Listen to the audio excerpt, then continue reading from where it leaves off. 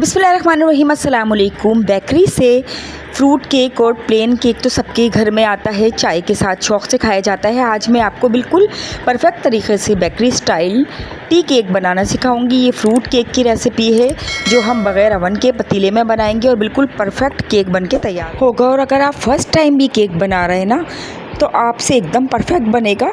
तो करना क्या है, मेरी वीडियो को एंड तक पूरा देखना है। तो चलें जल्दी से केक बनाना शुरू करते हैं।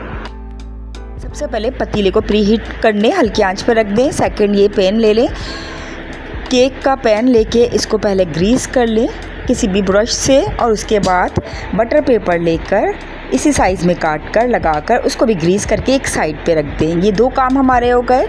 नंबर 3 स्टेप है कि एक बॉल लेंगे खाली और उस पर छलनी रखेंगे और 1 कप मैदा और 1/4 कप यानी 1/4 कप मैदा डालेंगे। लेवल 1 टीस्पून बेकिंग पाउडर डालेंगे और 2 टेबल स्पून मिल्क पाउडर डालेंगे। इससे अच्छा टेस्ट आ जाता है, नहीं है तो स्किप कर दें। अब इसको छान के एक साइड पे रख लेंगे। ये 3 स्टेप हमारे हो गए केक के।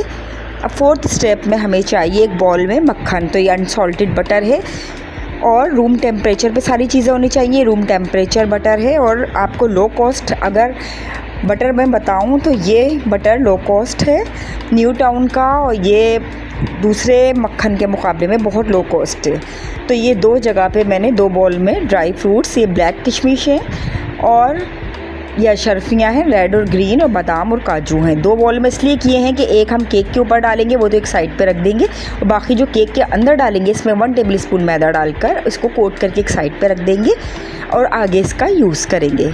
ये सारे स्टेप हो गए। अब आते हैं अपनी बनाने के लिए। तो ये 3/4 कप पिसी हुई चीनी ली है, घर में ही पीस ली थी, और ये 150 ग्राम्स बटर है, यानी कि 200 ग्राम्स लेके उसमें से 50 ग्राम्स निकाल दें और चीनी डालकर पिसी हुई 3/4 कप इसको बीट करेंगे। जब ये क्रीमी टेक्सचर में आ जाएगा, फ्लफ़ी सा हो जाएगा, तो हमें 3 अंडों की ज़रूरत है। 3 अंडे भी रूम टेम्परेचर है, फ्रिज में तो पहले से निकाल के रख दें। एक एक करके अंडा डालेंगे, एक अंडा डालेंगे, फिर बीट करेंगे, फिर दूसरा अंडा डालेंगे, फिर बीट करेंगे, और तीसरा अंडा डालेंगे, फिर बीट करेंगे। आप चाहें तो हैंड विक्स से भी ये काम कर सकते हैं, लेकिन उसमें थोड़ा सा टाइम लगता है, इसलिए मैं इलेक्ट्रिक बीटर का यूज़ कर रही हूँ। या ग्राइंडर में भी आप ये काम कर सकते हैं, जैसे कि पहले मैंने केक बताया था वो ग्राइंडर में ही बताया था। आप 1/2 टीस्पून वनीला एसेंस डालेंगे, इसको भी बीट करेंगे।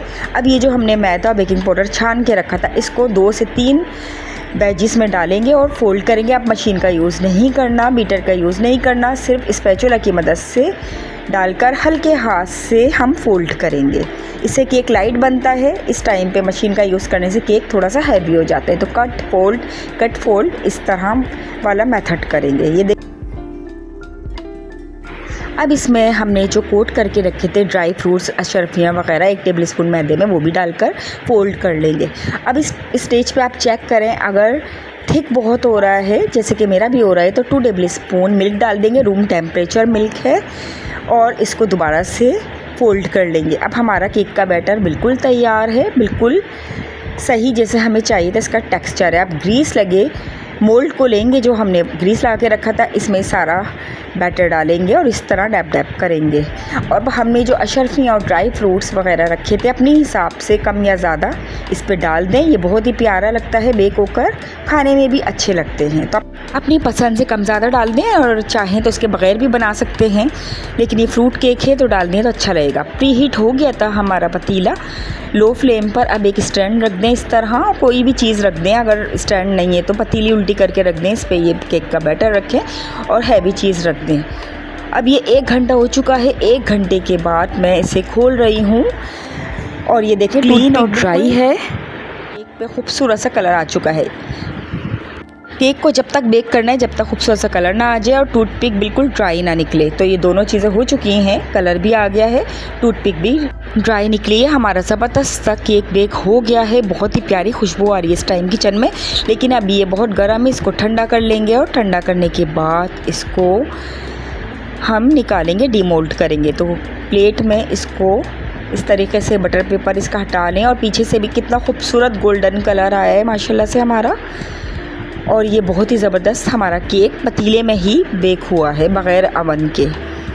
اور یہ بہت ہی زبردست ٹیسٹی کیک ہے. بٹر کیک بہت مزیدار ہوتا ہے اور بٹر کے ریزنیبل پرائز بھی میں نے آپ کو بتا دیے کہ کون سا بٹر جو یوز چیپسٹ بھی ہو اور کھانے میں بھی ٹیسٹی ہو. اور کلر آپ چیک کریں کتنا خوبصورت ہے. یہ 1 گھنٹے سے زیادہ بیک ہوا تھا. ڈیپینڈ کرتا ہے کہ آپ نے فلیم کتنی رکھی ہوئی ہے. بالکل لو ہے تو بہت زیادہ ٹائم لگے گا, لو ٹو میڈیم ہے تو تھوڑا سا جلدی ہو جائے گا. تو یہ خوبصورت سا مزیدار سا موئسٹ کیک ہمارا تیار ہے. اس کے پیسز کٹ کرتے ہیں اور یہ دیکھیں کتنا سافٹ کیک ہے ماشاءاللہ سے. بہت سافٹ اسپنجی کیک بنا ہے ہمارا. اندر سے دیکھیں کیسا جال آ رہا ہے اور بیکری سے زیادہ شاندار ہمارا کیک بن کے تیار ہوا ہے. کھانے میں اتنا زیادہ ٹیسٹی ہوتا ہے یہ کیک کہ جب آپ بنائیں گے تو آپ اس کو بار بار بنانا پسند کریں گے. تو یہ دیکھیں ہمارا کتنا خوبصورت کیک بن کے ریڈی ہوا ہے اور کھانے میں بھی یہ بہت ٹیسٹی ہوتا ہے. اس کے اوپر جو نٹس وغیرہ ڈالے ہیں تو وہ بیک ہو کے بہت ہی ٹیسٹی لگتے ہیں, کرسپی سے.